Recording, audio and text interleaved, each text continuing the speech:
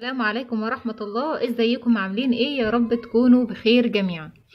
معاكم نهاد علي. يا ريت لو اول مرة تشوفوا قناتي ما تنسونيش في لايك وسبسكرايب وتفعلوا الجرس علشان يوصلكم مني كل جديد. مشكلة الأملاح أو حصوات الكلى أو الحالب أو المرارة أو أنواع الحصوات عموما مشكلة بتواجه كتير جدا من الناس، مع الوقت على مرور الحصوات ديت بتسبب ألم شديد جدا، وبالتالي بيكون لازم لها علاج فوري وفعال. ناس كتير جدا استخدمت علاجات وأدوية كتير وللأسف ما جابتش معاهم نتيجة.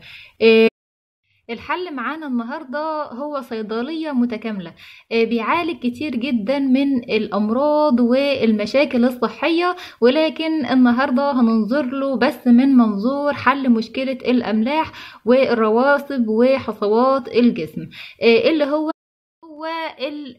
البقدونس او الكزبره. انا معايا بقدونس ومعايا كزبره. للناس اللي ما تعرفش البقدونس اللي هو ده بتكون الورقه بتاعتها زي ما انتوا شايفين عريضه كده الى حد ما، هو ده البقدونس معايا. تمام كده زي ما انتوا شايفين ده البقدونس اهو، ده البقدونس. دي هي الكزبره للناس اللي بتتلخبط بينهم. دي الكزبره اهي ودي بقدونس. ادي كزبره وادي بقدونس اهو زي ما انتوا شايفين.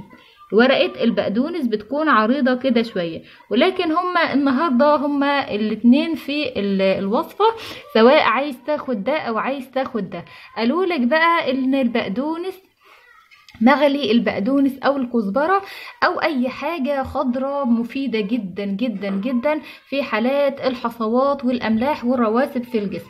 بمعنى انك بتاخد كميه من البقدونس او الكزبره عندك، وبنقطعهم كده او بنحطهم زي ما هم كده في التنكه بتاعتنا، وبنغليهم، بنسيبهم 3 دقايق يغلوا على النار، وبعد كده بنعملهم المشروب الاساسي بتاعنا.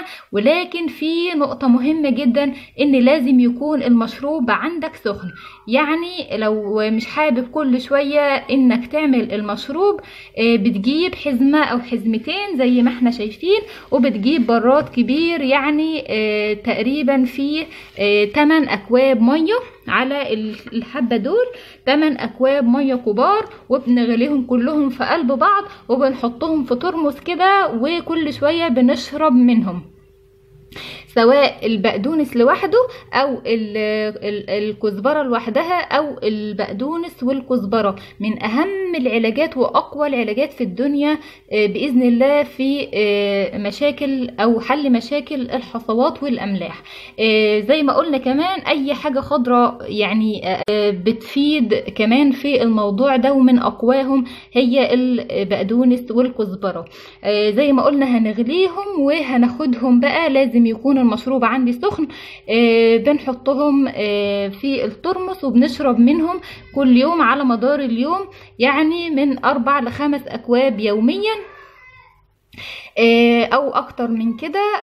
مع شرب البقدونس والكزبرة بانتظام بإذن الله هتحسوا بفرق كبير جدا، وكمان في مناطق الألم بالنسبة للحصوات هتريحكم جدا، وكمان بيعمل على تفتيت الحصوات بإذن الله وإذابتها تماما مع استعمالها على لمراحل طويلة.